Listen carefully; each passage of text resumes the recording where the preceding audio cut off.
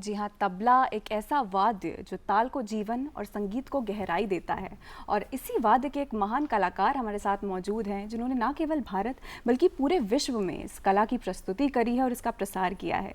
आइए स्वागत करते हैं मिथिलेश कुमार झा जी का। आप तबला एक्सपोनेंट हैं। बहुत बहुत स्वागत है सर आपका। नमस्कार मिथिलेश जी महान तबला वादक हैं आप। काफ़ी सुंदर आपका सफ़र रहा। तो इससे पहले कि हम आगे बढ़े और कोई भी प्रश्न आपसे करें, इस सफ़र के बारे में हमें थोड़ा सा बताएं। किस तरह की आपकी जर्नी रही, क्या क्या आपने देखा, कैसे आपने सोचा कि तबला मेरी ज़िंदगी बन सकता है? बस ये सफ़र ऐसा है कि जब से तबला हाथ में आया जी, तब से तबला भी बजता गया, ये हमको खींचता गया, हम इसके आकर्षण में खींचते गए। जहाँ इसने पहुँचाया वहाँ पहुँचे, जहाँ जहाँ ले जा रहा है वहाँ वहाँ जा रहे हैं। ये एक छोटी सी बात है। मैं बिहार का रहने वाला हूँ, पूर्णिया जिला का, और एक छोटा सा गांव है सुखसेना, वहाँ से मेरा संबंध है। और मैं कॉलेज में नौकरी करता था, महिला कॉलेज में। लेकिन जो हमारी उम्मीदें थी हमको अपने आप से और मेरी साज को हमसे, तो वो हमको खींच के दिल्ली ले आई 95 में। पहले शुरुआत में तो हमने अपने पिताजी से सीखा। उसके बाद बनारस के एक बहुत बड़े गुरु थे हमारे, पंडित बुलबुल महाराज जी, उनसे सीखा। यहाँ आए तो हमको बहुत ज़्यादा आशीर्वाद अभी भी मिल रहा है। और उस्ताद अमजद अली खान साहब के संपर्क में हम आए। उनसे हमने संगीत के अलावा जीवन जीने की कला, आपके पूरे पर्सनैलिटी में हमारे पूरे पर्सनैलिटी पर उनका प्रभाव मैं चाहता हूँ कि पड़े। क्योंकि मुझे लगता है अगर 2% भी हो गया तो मैं तो अपने आप को पूरा ही मान लूँगा। और उसके बाद सभी हिंदुस्तान के जितने बड़े कलाकार, छोटे कलाकार ने भी बहुत प्यार दिया है, और बड़े कलाकारों ने बहुत आशीर्वाद दिया को। उन्होंने सब, चाहे वो हरी जी हों, उस्ताद अमजद अली खान साहब हों, चाहे गिरजा देवी हों, बेगम परवीन सुल्ताना जी हों, शुभा मुदगल जी हों, तो राशिद खान साहब हों, कोई मतलब काफी पंडित जसराज जी हों, दिग्गजों के साथ आपने परफॉर्म किया है। सब ने हमको। तो अगर हमारी खुशकिस्मती हो, अगर हम भी तबले के कुछ बोल अगर सुन पाए आज सुबह। हाँ ज़रूर। हम तो आज बातचीत के मूड में ज़्यादा हैं क्योंकि, लेकिन फिर भी हम एक आध मिनट आप लोगों को सुनाते हैं कुछ।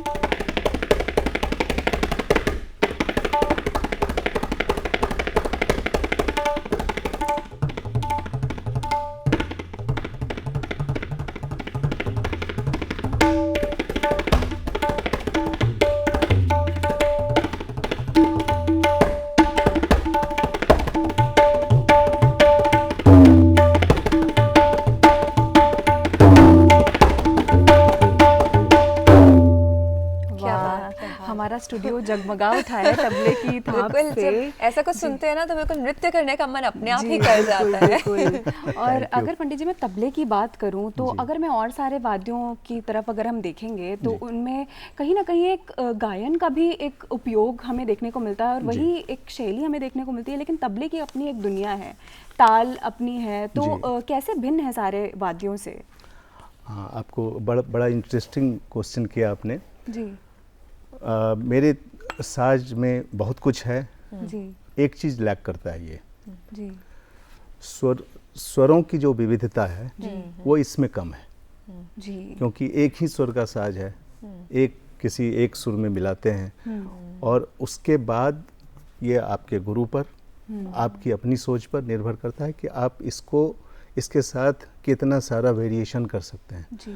और एक अच्छाई क्या है कि एक मात्र अभी ताल वाद्य में तबला एक ऐसा साज है जिसका अपना एक लैंग्वेज है। जी। बाकी सभी साज वो लैंग्वेज किसी का यूज कर रहे हैं। ओके। तबले का अपना लैंग्वेज है। ये हमारे लिए बड़ी मतलब आसानी की बात है। कुछ नाम भी है उस भाषा का किसी? हाँ, उसमें जो अल्फ़ाबेट होते हैं ना, जो हमारा ABCD है, हाँ। वही इसका है।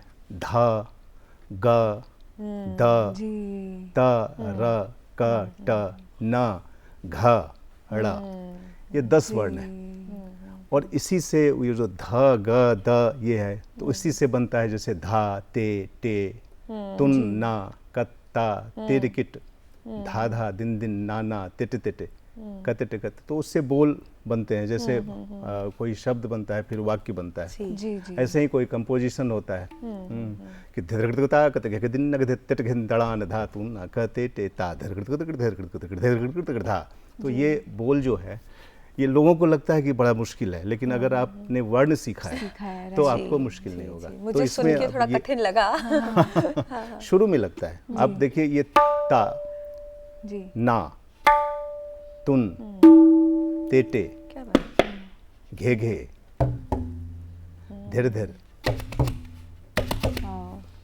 धीर धीर किट तक, कत टिकत, दिन दिन तिट तिटे।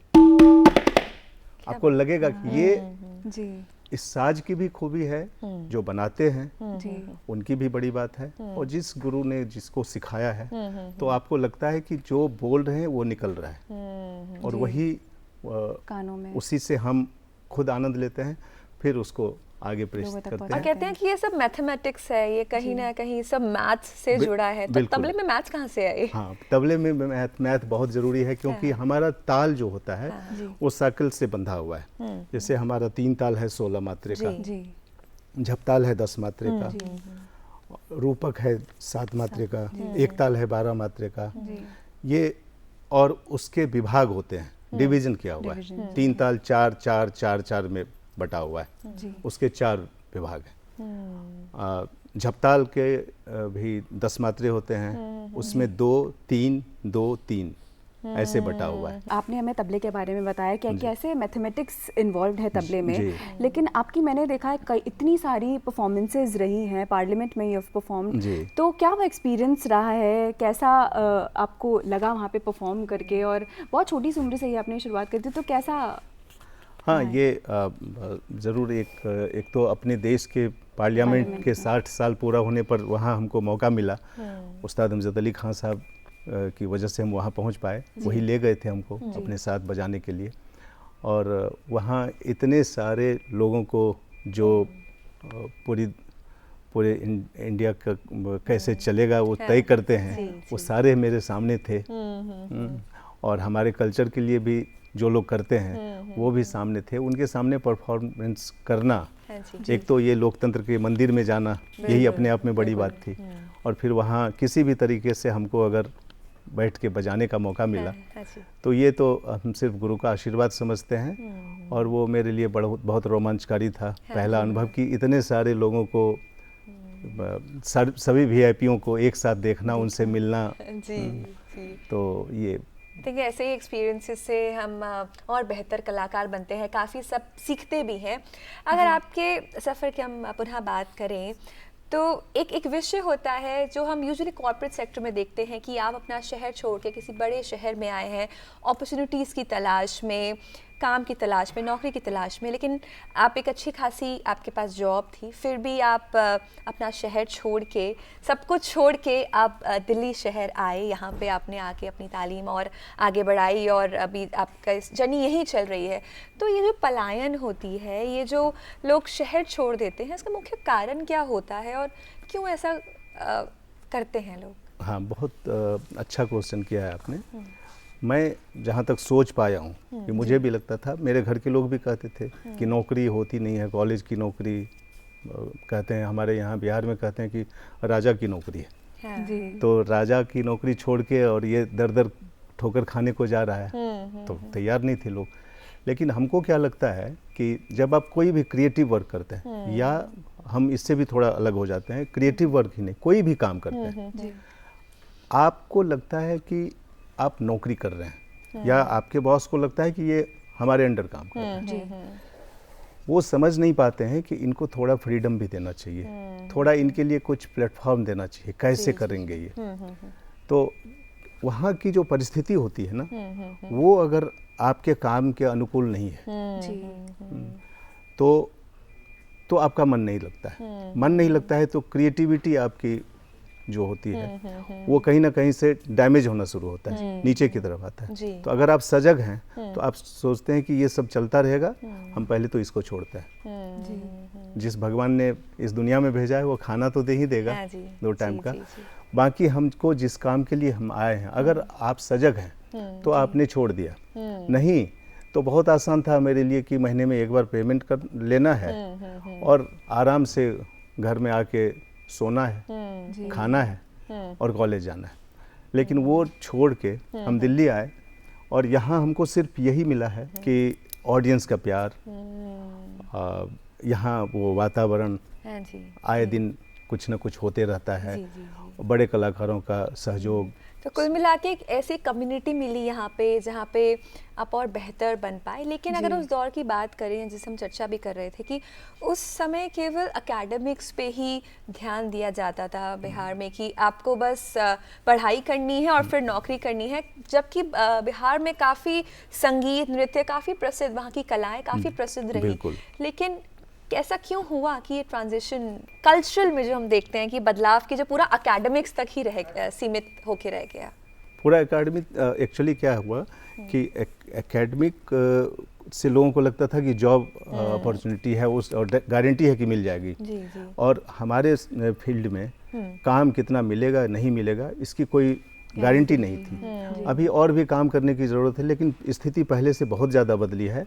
आज बहुत सारे सेक्टर में काम हो रहा है, म्यूजिक के लिए बहुत रास्ता खुला है और हम आशा करते हैं कि और भी होगा, जल्दी होगा और ज़्यादा होगा। सोच हम कुछ NGO भी सामने हैं, सरकारी स्तर पर भी कुछ हो रहा है, तो हम उम्मीद करते हैं कि बहुत अच्छा होगा। और अभी लेकिन प्रयास और भी ज़्यादा करना तो आपको क्या हाँ कि जी जो कलाकारों का जो जुनून होता है, ये मैटर नहीं करता है कि हमारे पास जॉब कितनी स्टेबल है, लेकिन वो जुनून अपने संगीत के प्रति होता है, वही at the end of the day matter करता है हमारे लिए। और आपकी इतनी सारी परफॉर्मेंसेस तो रही, हमने उसके बारे में बात करी, साथ ही साथ एक बहुत ही इंपॉर्टेंट चीज़ आपके जो कोलैबोरेशंस रहे हैं, काफ़ी महान गज़ल के कलाकारों के साथ, आपके सूफी कलाकारों के साथ कोलैबोरेशन रहे हैं, तो उसके बारे में भी हमें बताएं कि कैसा एक्सपीरियंस रहा? बहुत अच्छा। देखिए, तबला एक ऐसा साज है कि हमको सबके साथ काम करना है, तो हम हार्डकोर क्लासिकल म्यूजिशियन कह के अपने आप को एक छोटे दायरे में बांध सकते हैं। तो हमने उससे ऊपर उठ के सोचा शुरू से ही। बहुत लोग उसके लिए क्रिटिसाइज भी कर सकते हैं मेरा कि क्लासिकल छोड़ के फ्यूजन भी कर रहा है, लाइट में भी बजा रहा है, तो वो हम करते हैं। हमको लगता है कि हमको करना चाहिए, इसलिए हमने फरीदा खानम जी के साथ भी बजाया, तलत अजीज साहब के साथ भी बजाया, गुलाम अली खान साहब के साथ बजाया। मतलब बहुत सारे हमारे ऐसे फ्यूजन भी किया, क्लासिकल फ्यूजन भी किया, लाइट फ्यूजन भी किया।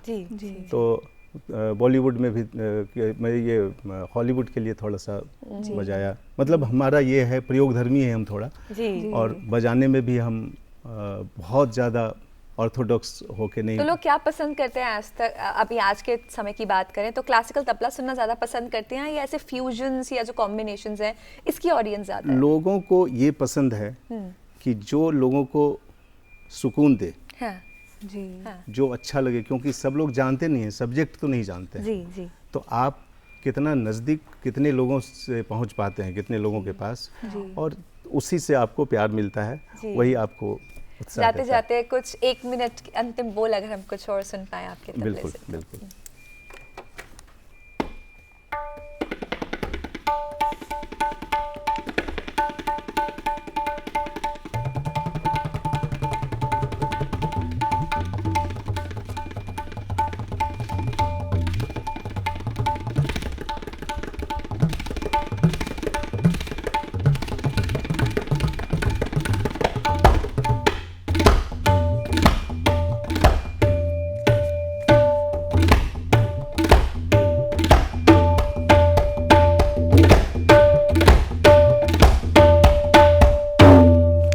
क्या बात है। खूबसूरत, बहुत बहुत बहुत धन्यवाद हमारे साथ। धन्यवाद पंडित जी धन्यवाद, आज हमारे धन्यवाद, साथ जुड़ने के नमस्कार। लिए और हमें अपना जीवन परिचय और इस तबले के बारे में हमें और बताने के लिए धन्यवाद। धन्यवाद।